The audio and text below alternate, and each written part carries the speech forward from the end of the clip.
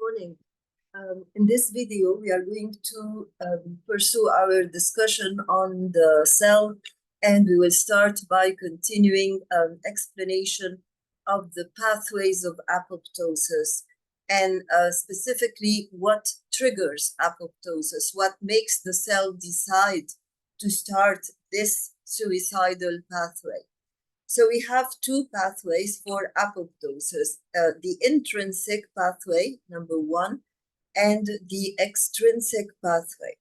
And this differentiation between intrinsic and extrinsic pathway will depend upon the stimulus or the trigger that starts the biochemical pathways of apoptosis. When we talk about the intrinsic pathway, we mean that the signals that trigger or stimulate the start of apoptosis or the beginning of apoptosis come from the inside of the cell. So the cell will decide to kill itself because there are signals that come from inside the cell, not from the environment outside the cell, telling it that it is high time to commit this programmed, well-organized suicide, which is apoptosis. So there should be inner cell stress. There should be something wrong in the internal environment of the cell. This might be originating in the nucleus. For example, when there is damage of DNA. Of course, you know, if there is damage of DNA, then there will be a mutation. Any damage to DNA will result in a mutation, and that mutation might result in the formation of no proteins at all or the formation of an abnormal protein. But it's not enough to say damage of DNA because the cell contains enzymes for repair of DNA, which we call the repair enzymes.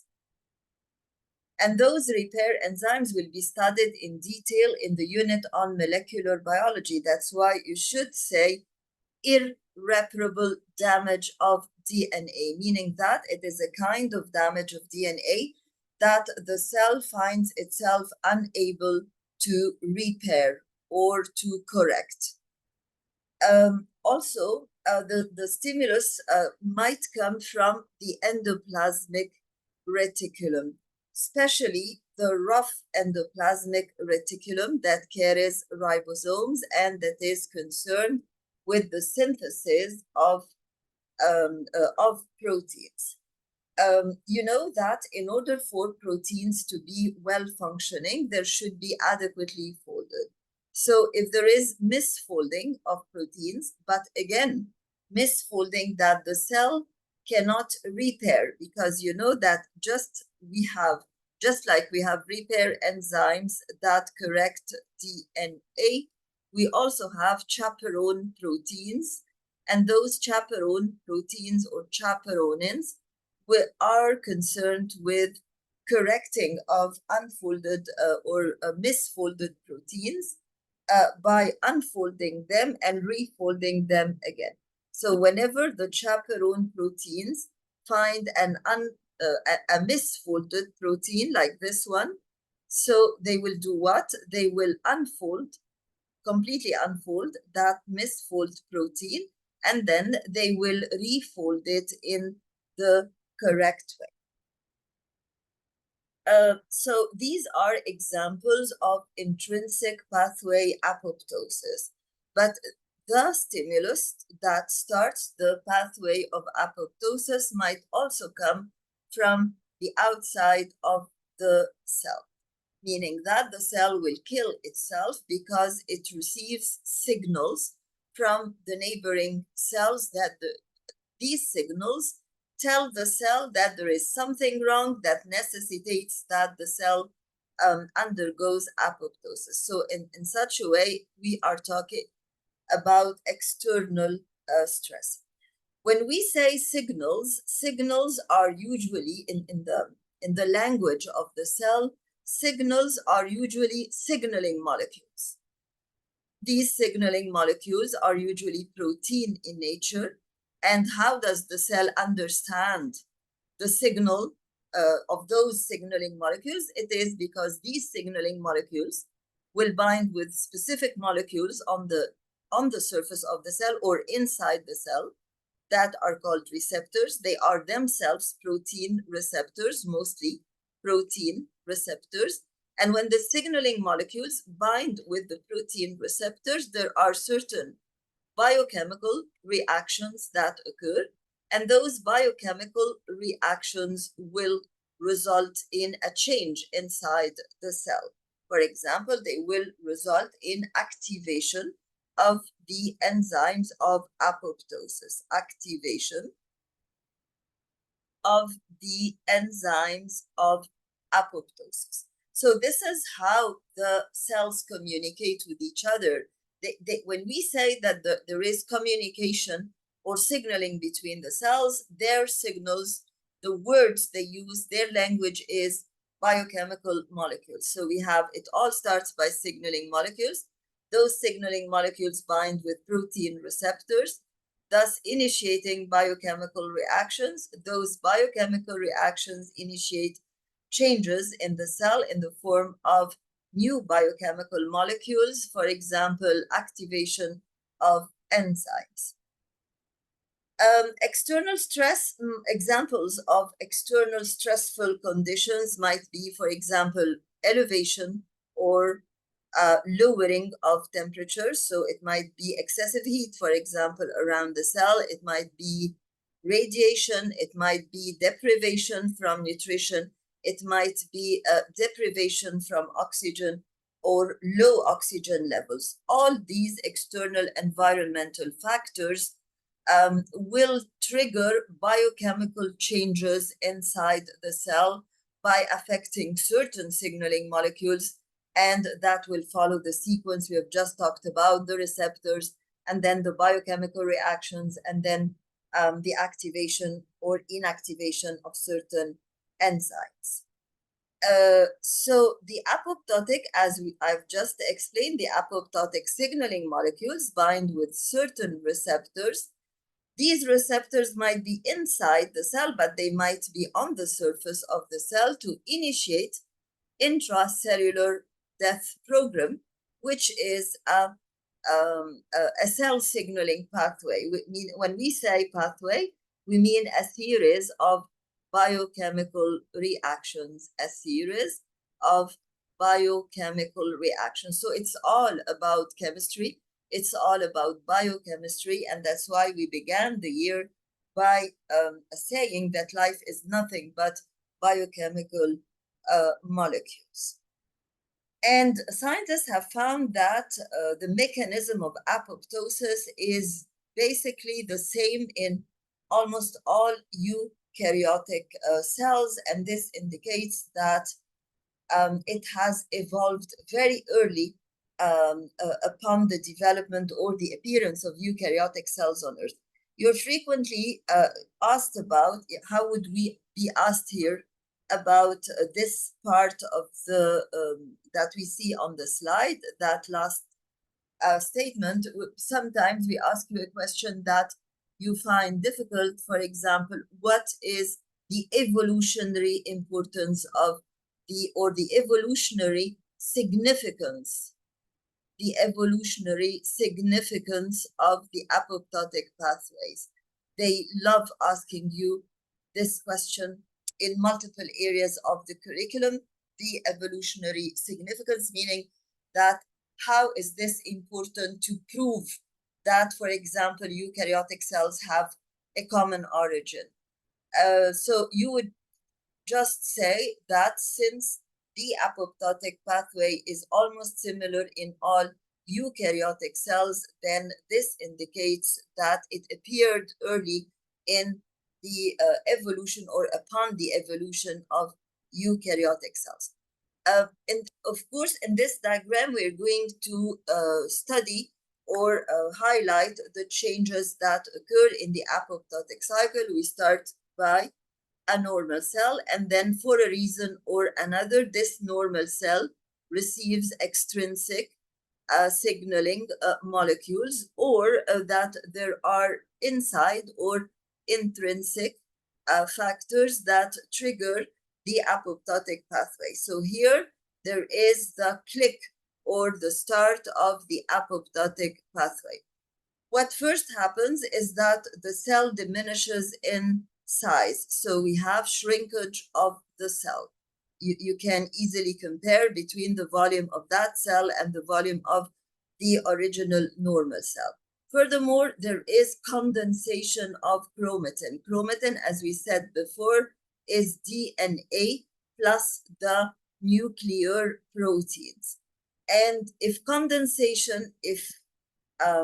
excessive condensation occurs for DNA, this is not good for the use of that DNA to produce to produce proteins, because in order, you know that DNA is transcribed into messenger RNA, and then messenger RNA is translated into a polypeptide, which forms the protein.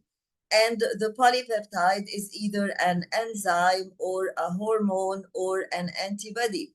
But in order for DNA to undergo transcription into messenger RNA and then undergo translation into a polypeptide chain and obtain all these functioning molecules in their 3D configuration, DNA should be unfolded, meaning that it shouldn't be condensed.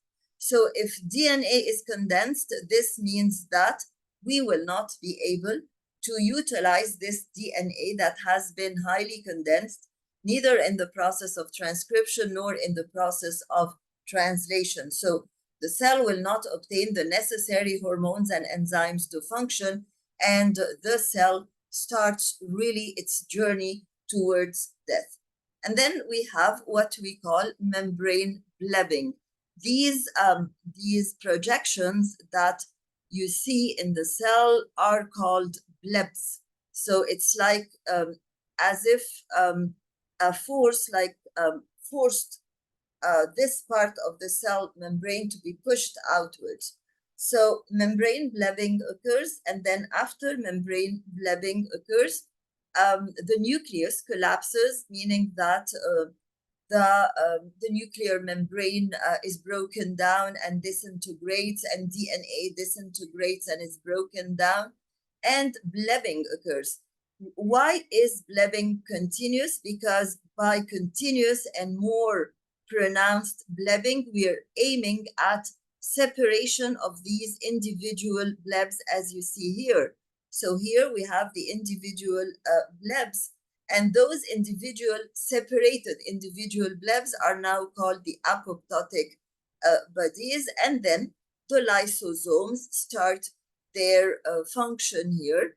As we said before, lysosomes fuse with the apoptotic bodies, and then they release their enzymes like the caspases that start hydrolyzing or digesting. So they are hydrolyzing enzymes, and the cell is digested. See how apoptosis occurs in a very regular fashion, in a very clean manner, so that there are no residues that are left untreated in the cell. All is hydrolyzed, and you can look at this process of hydrolysis as if it were a process of recycling of the cell, because all these molecules that are obtained at the end of the day will be reutilized by the cell. So if you want to summarize the steps of the apoptotic cycle, we would say that during apoptosis, the cell first shrinks. And when we explained this, we didn't say that the cells separate from each other, but it sounds logical, because if the cells are originally adjacent to each other, and then every cell starts to diminish in size, then the space between the cells, the extracellular space, will enlarge and the cells will be more spaced out. So during apoptosis, the cell shrinks and pulls away from its neighbors, so there is more spacing out or increased distance between the cells. Then we have the blebs, because what happens actually, as we said before, that the cytoskeleton of the cell that is originally very organized in the form of protein molecules that support the cell outwards, the cytoskeleton itself will break down and will start to be less organized and to be placed in different disorganized directions, leading to blebbing of the cell. Because the direction the cell or the shape the cell membrane takes depends upon the direction and the direction of the force that is exerted by the cytoskeletal fibers or the cytoskeletal protein molecules on the cell membranes. And then at the end of the day, as we said, enzymes or proteins are activated to break down the cellular components. And we have talked about this when we talked about the caspase enzymes that break down the cell components, and they come from the lysosomes. And these enzymes start breaking down everything in the cell, including the nucleus. The DNA starts by being condensed, as we said, and when it is condensed, it is useless, it is no more functioning, and then it is broken down into fragments, and then the nucleus collapses, meaning that it will be broken down and useless. Blebbing increases, and the aim of increasing the blebbing is to divide the cell into apoptotic bodies, into separate apoptotic bodies or apoptotic fragments. And of course, as we said, blebbing is a function of the broken cytoskeletal fibers. The blebs may separate from the cell, and every bleb, as we saw, will take a fragment of the cytoplasm with it, and that's why we call it apoptotic bleb. So you can say apoptotic body or apoptotic fragment or apoptotic blebs. So you can say apoptotic bodies or apoptotic blebs. As we said before, and of course, as I told you before, necrosis is not part of your curriculum. But it's interesting to know, because when you go to the college, especially if you are studying medicine or something related to medicine, you will have a subject called pathology, or the study of abnormal cells. And we will frequently talk to you about necrotic cells or necrosis, because necrotic cells are also dead cells. When we talked about apoptosis, we talked about apoptosis as a physiological process, meaning that it is a healthy process. It is healthy that old cells or cells having abnormal DNA or cells that are infected by a virus get killed or kill themselves. This is in the benefit of the body. This is not a disease. It is important to understand that apoptosis is not a disease, and that cells that undergo apoptosis do this for the sake of the human body. So it is a physiological process. But necrosis is a pathological process, because not only are necrotic cells abnormal like apoptotic cells, but they have something different. So the similarity between necrotic cells and apoptotic cells is that they have something abnormal. But in the case of necrotic cells, it is related to pathology. It is related to a disease. So let's see the table first. Apoptosis, as we said before, is a programmed cell suicide, and it is a physiological process. But necrosis is cell death because of a pathology, because of a disease, and it is uncontrolled, meaning that it is not programmed, it is not well organized, it does not occur in regular steps. And the most important item here under uncontrolled is that it's not a clean process. It's not a clean process. And When we say that it's not a clean process, this means that the products of breakdown, the fact, again, I'm trying to highlight this. Uncontrolled here means that the products of breakdown are not recycled. They are not contained in apoptotic blebs or sacs. So the products of breakdown are not enveloped. They are not contained in envelopes. They are not contained in the form of necrotic blebs, for example. And therefore, they are released into the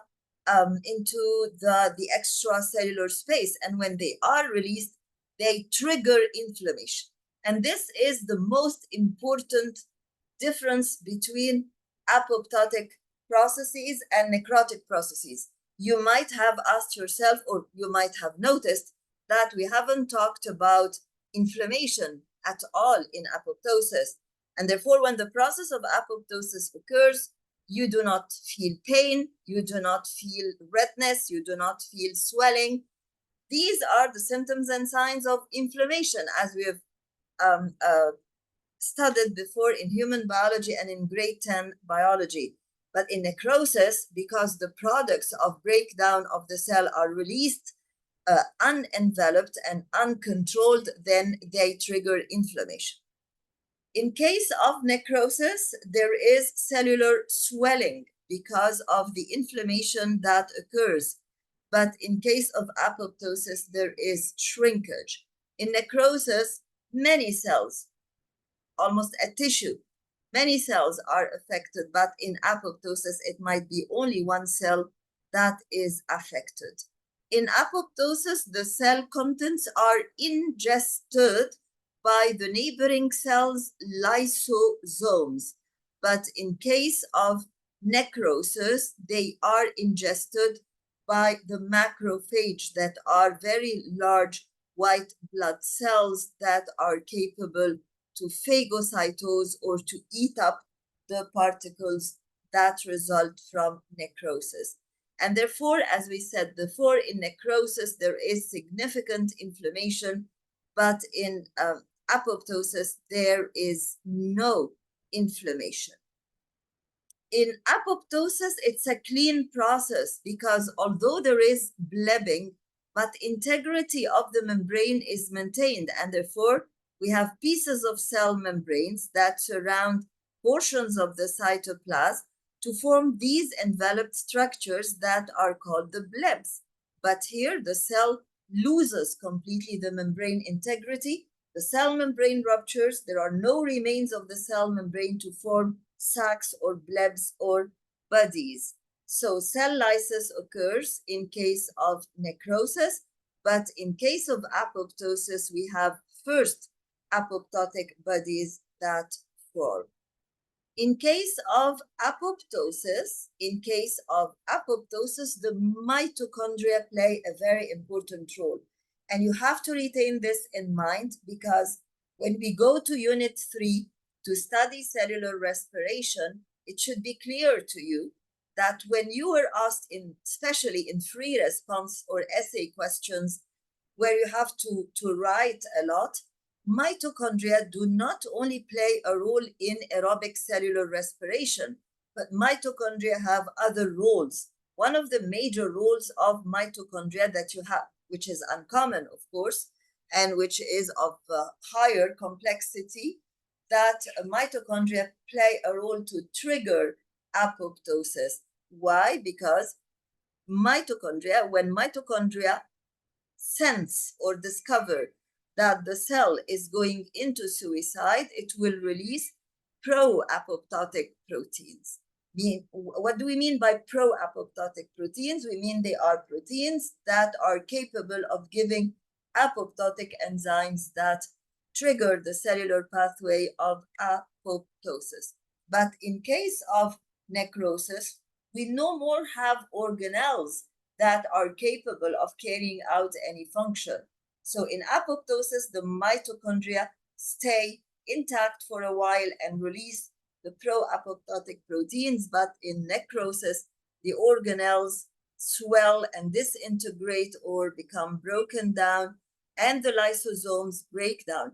Of course, the lysosomes are very peculiar because they have a lot of hydrolytic enzymes inside. So if the lysosomes break down, so they will release the hydrolytic enzymes to digest the whole cell. In case of apoptosis, degradation of DNA starts by condensation. So it is very well organized, but in necrosis, it's random. It occurs in an irregular manner.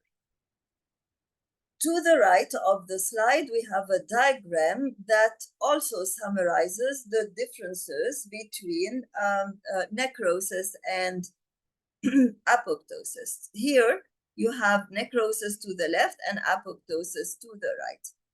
In necrosis, we have small blebs that form. Let's first start, by apoptosis. In apoptosis, we start by having small blebs, and then the blebs become deeper, as you see, and the organelles move towards the blebs. Why? So that every bleb contains part of the cytoplasm and part of the organelles. The DNA starts condensation and fragmentation, and then the cell breaks down into several apoptotic bodies. And the most important thing here is this one. The organelles are still functional. And that's why I've just told you this is very related to, what we said here, that the mitochondria are still capable of releasing their enzymes. The beginning is similar, meaning that there are small blebs that occur. So here, the first stage is almost the same. But here, what happened to the blebs is that the spaces between them became deeper. But on the other hand, on the contrary, in case of necrosis, the blebs fuse together and become larger. And there are no organelles. You see here that the organelles moved towards the periphery of the cell to be located in the blebs. But on the other hand, here, the organelles move towards the center of the cell. And then here, the cell membrane is intact, and this is very important. By intact cell membrane, we mean intact cell membrane in the blebs, around the blebs. But here, as you can see, the cell membrane ruptures altogether. The organelles are no more functional, and the contents are released. And now we come to a very important organelle in the cell, which is the mitochondria. Let's first review the structure of the mitochondrion together. The mitochondrion is an organelle that is present, of course, in eukaryotic cells, and it is present only in aerobic cellular organisms, or in the cells of organisms that carry out aerobic cellular respiration. The mitochondria is one of the double membraned organelles, as we said before, and we said this as a proof that as a piece of evidence to prove the endosymbiotic theory according to the scientists who formulated this theory. So it has an outer membrane and an inner membrane. The outer membrane, as you see, is the smooth one, the orange smooth one here. But the inner membrane, as you see, is highly folded. It is this light green, highly folded membrane. So the outer membrane is smooth, whereas the inner membrane is folded. And in between the outer and inner membrane, we have the outer space of the mitochondrion, which is actually the intermembrane space. And we call it the intermembrane space because inter means between, so it lies between the outer membrane and the inner membrane. These folds of the inner membrane are called the cristae. So the singular is crista and the plural is cristae. And we also have ribosomes on the inner membrane, on the inner folded membrane, and these ribosomes are this sounds very peculiar because ribosomes are supposed to be in the cytosol of the cell, but this tells you that the mitochondrion has its own ribosomes to synthesize its own proteins, so the mitochondria is self-dependent. So here, these are the mitochondrian's own ribosomes to synthesize the mitochondrion own protein. And then it also has its DNA. This is another very peculiar structure. So the first peculiar thing about the mitochondrion, in addition, of course, to the presence of a double membrane, is the presence of its own ribosomes. The second one is the presence of its own DNA. This means what? This implies what? 1 and 2 imply what? They imply that the mitochondrion is capable of synthesizing its own proteins and that the mitochondrion is capable of dividing on its own. Since it has its own DNA, not only the DNA, its own DNA is not at all related to the central DNA that lies in the nucleus. And by the way, this DNA in the form, as we said before, of multiple circular DNA, small DNA molecules that are very similar to the plasmids in prokaryotes, if you remember. And this allows the mitochondrion to divide on its own. The mitochondrion is also capable of fusing with other mitochondria. So if you have a damaged mitochondrion, for example, by having been exposed to excessive heat, so the damaged mitochondrion can fuse with the healthy mitochondrion. And this same stress, that inner or outer stress that caused the mitochondrion to be damaged, is the one that stimulates the fusion.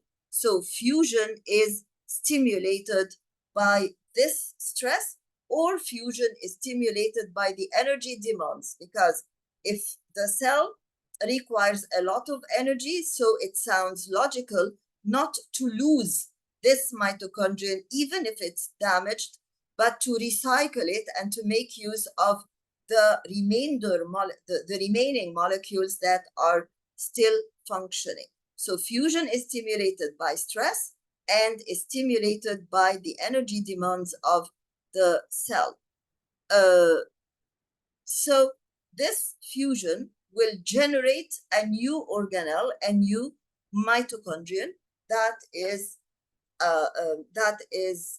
more healthy and that functions well, and therefore it is like quality control for the mitochondria. So as it is written on the slide, the mitochondrion is the site for aerobic cellular respiration. All eukaryotic cells have mitochondrion. Of course, as we said before, very active cells like what? Like liver cells, like muscle cells, like brain cells could have as many as 2,500 mitochondria per cell. It has a double membrane, as we said, an outer smooth membrane and an inner folded membrane. And the inner membrane is folded into projections or folds called cristae. It contains its own DNA that resembles bacteria's DNA or prokaryotic DNA, and this supports the endosymbiotic theory. It can fuse, and on the other hand, it can re-divide.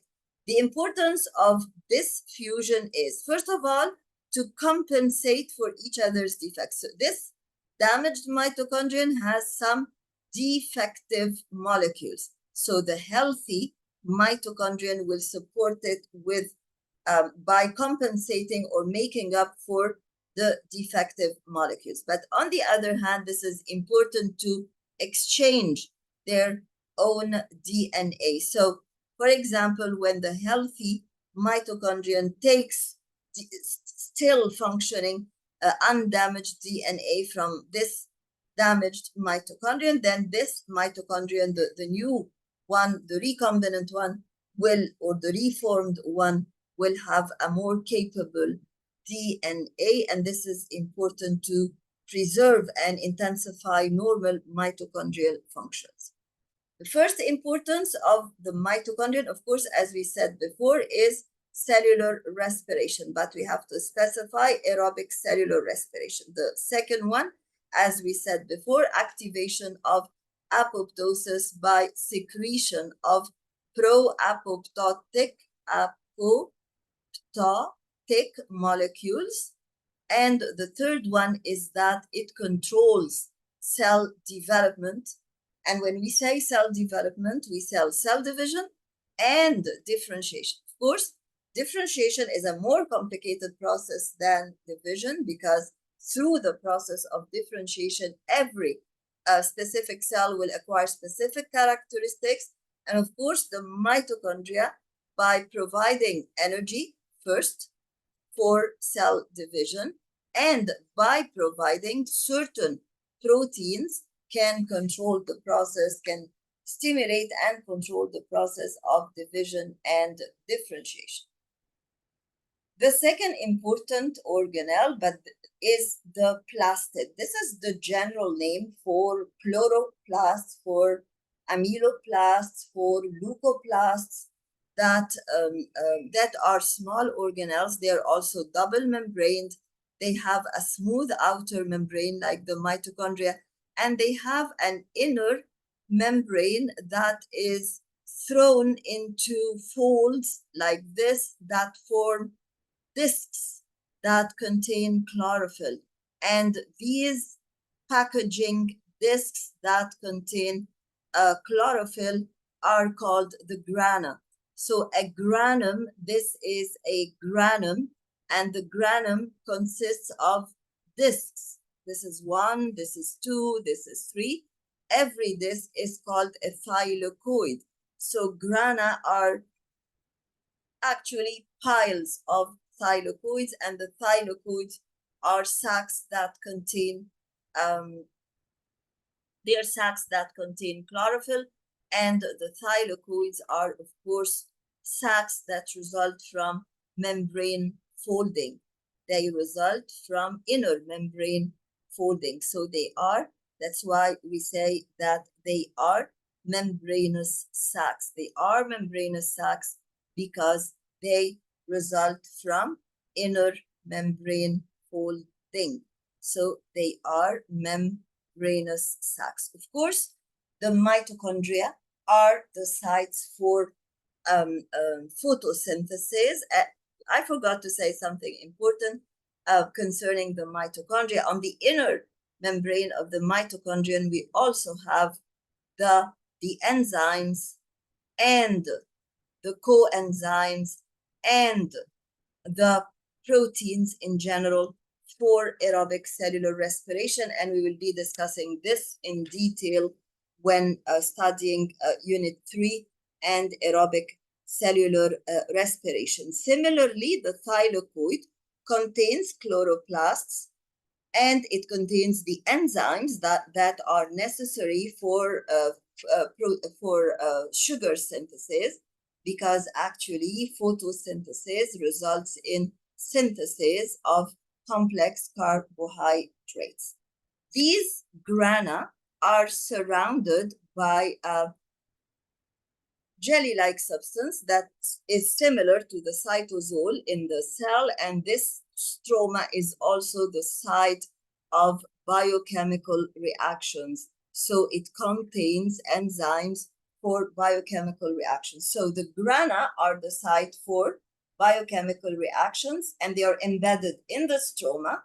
The stroma is also the site for biochemical reactions, but it is important to highlight that the grana are the site of what we call the light-dependent reactions, meaning that these reactions are triggered by the presence of light. But the stroma are the site for dark reactions. This is the old nomenclature that is not very accurate, or by what we call the light-independent reactions, meaning that these reactions can occur in the absence of light, but provided that the light-dependent reactions occurred first. What are the similarities between the chloroplasts or the plastids, and the mitochondria? The first thing is that they are double membrane. So the first similarity between the plastids and the mitochondria is the presence of the double membrane. The second similarity is that they have their own DNA, which is very similar to prokaryotic DNA, and they also have their own ribosomes. So chloroplasts can divide on their own. They do not have to wait for cell division to occur for them to divide, and they have their own ribosomes, so they can synthesize their own proteins independently of the cell. So we will read what's written on the slides now. The plastids have a double membrane. The plastids are present only in green plants, but also in algae, or in the algae are eukaryotic cells that are capable of photosynthesis. There are green ones, there are blue ones, just because they have the pigment. And if they have the pigment, all these pigments, whether the pigments present in plant cells or in algal cells, are capable of absorbing light. And when they absorb light, they initiate the light-dependent reactions, and therefore they initiate the light-dependent reactions, and therefore they can photosynthesize. The chloroplasts are of three types.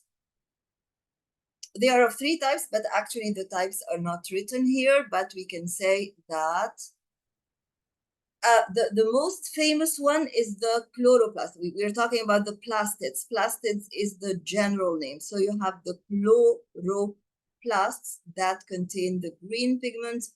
You have the leucoplasts that are present in certain colorless leaves of cabbage, for example.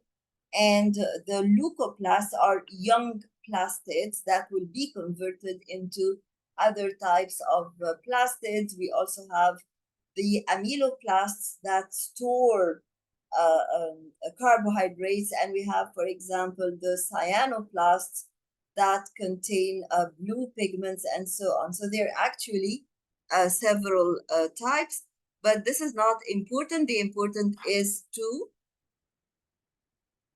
yes, these are the ones I was talking about. The first type is the chloroplasts. The chloroplasts are the sites for photosynthesis, so they can photosynthesize. They have an outer smooth membrane, an inner membrane that projects into a series of grana, and each granum is a pile of thylakoids, and we said that thylakoids are membranous sacs resulting from folding of the inner membrane. They contain chlorophyll and colored pigments that absorb light.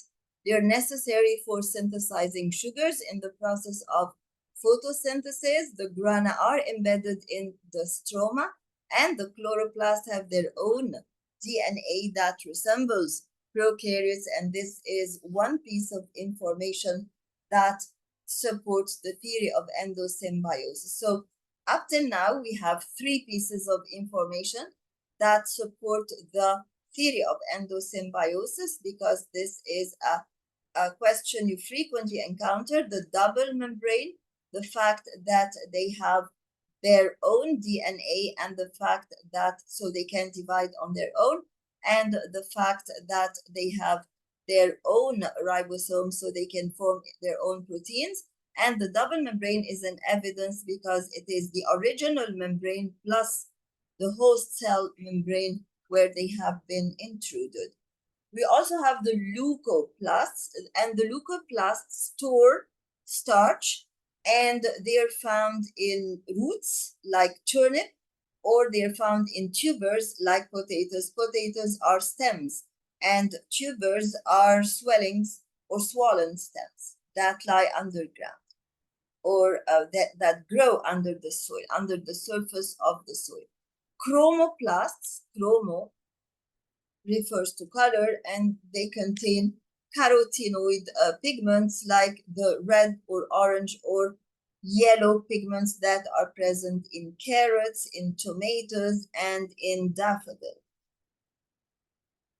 These chromoplasts give color to the fruit, like the tomatoes, but they do not photosynthesize. So we have plastids that photosynthesize, like the chloroplasts and the cyanoplasts. We have plastids that store, like the leucoplasts and the amyloplasts. And we have plastids that give color, like the chromoplasts.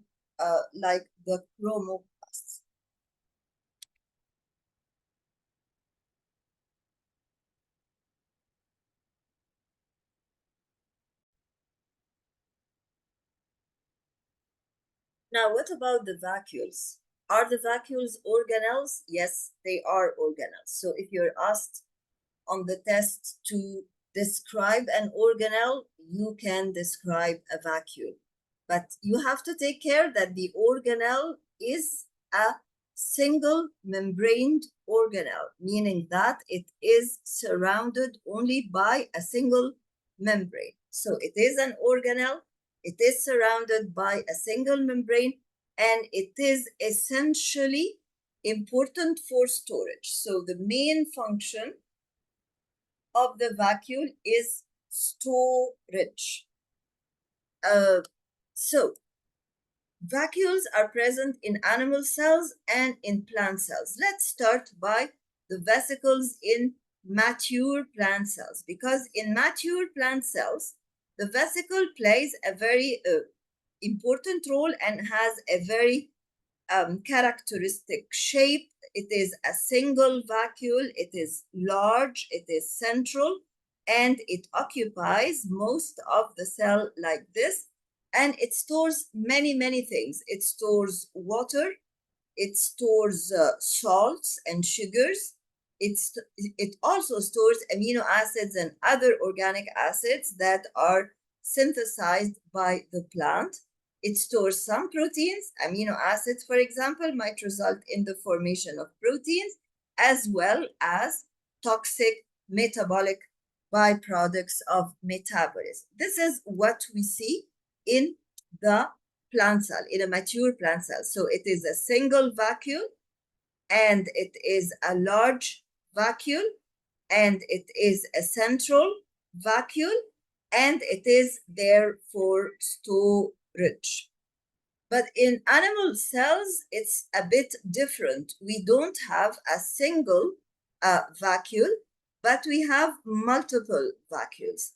And they are not essentially in the center. They are located everywhere in the cell. And since they are multiple vacuoles, so they are small vacuoles. So they are small vacuoles, okay? And these vacuoles are essentially for storage again, and they store what? They store the surplus water, they store the surplus ions, and they also store the waste. So they have a similar function to the vacuoles that are present in plant cells. But these are the vacuoles in general in all animal cells. But in freshwater protists, we've mentioned before the protists, we said that protists are unicellular eukaryotes. So when we say a protist, we mean a unicellular or one-celled, we now say one-celled unicellular eukaryote. The most famous unicellular eukaryote or protist is the amoeba that looks like this. And it is a eukaryote, so it has a true nucleus with a nuclear membrane and a nucleolus. And in addition to having those multiple storage vacuoles, it also has two very characteristic vacuoles. The food vacuoles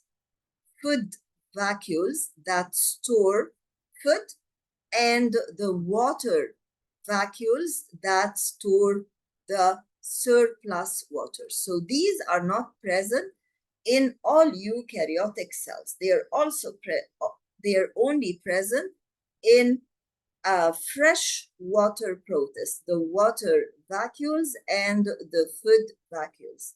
Why are they present? Why, for example, is the water vacuole present? Because the amoeba has protoplasm inside, or cytoplasm and organelles.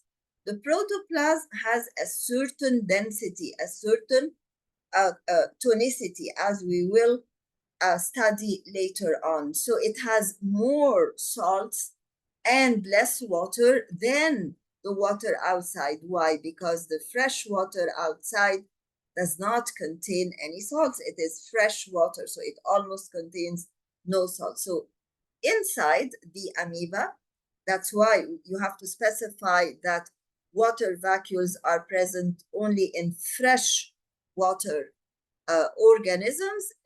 We have more salts and less water in the cytosol, more salts and less water. That's why water will move from the outside environment, the fresh water, where we have more water, to the inside where we have less water. So water will accumulate inside the freshwater protist. So the freshwater protist will store the surplus water in the water vacuole. But after a while, the freshwater vacuole will be fully engorged or distended with water. So it has to rupture and release the water, as we will see on the diagram. As for the food vacuole appears just because this is the way how amoeba feeds. Because if amoeba finds a food particle here, so it will come closer to the food particle, and then these cytoplasmic or protoplasmic projections form like pseudo or false feets,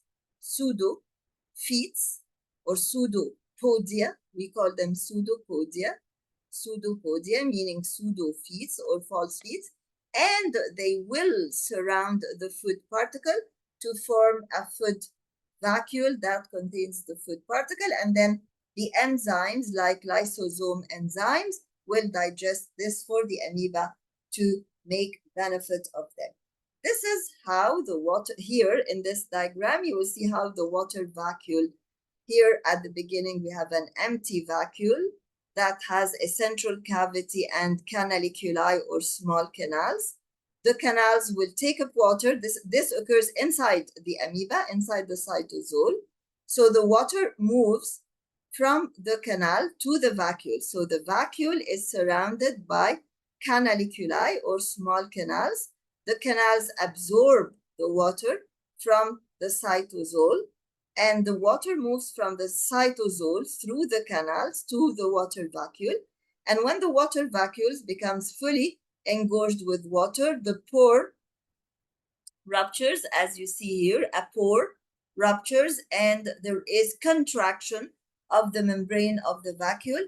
How can it contract? Does it have muscles? No, it just has cytoskeletal protein fibers, cytoskeletal fibers. So the cell contracts, the membrane contracts, and the water is expelled. So the vacuoles are organelles that are surrounded by a single membrane. In general, let's wrap up. The vacuoles are important for storage.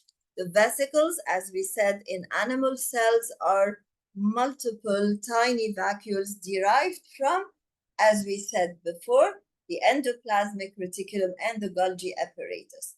There is punching out of parts of the membranes of the endoplasmic reticulum and Golgi apparatus, punching out like this. And then this punched out membrane will separate and form a separate vacuole. So the origin of the vacuole is the parts of the membranes of the endoplasmic reticulum and Golgi apparatus that punch out and then separate. They do what? They store. They store what? They store water, ions, and wastes of metabolism in general. But Freshwater protists, in addition, have contractile vacuoles that pump out excess water, as you have seen in the diagram, and the food vacuoles. The food vacuoles store food materials. How are food vacuoles made? They are made by a process of phagocytosis or engulfing of the food particles. And as we said before, the vesicles in mature plant cells are large central sap vacuoles that occupy most of the cell and that store multiple things.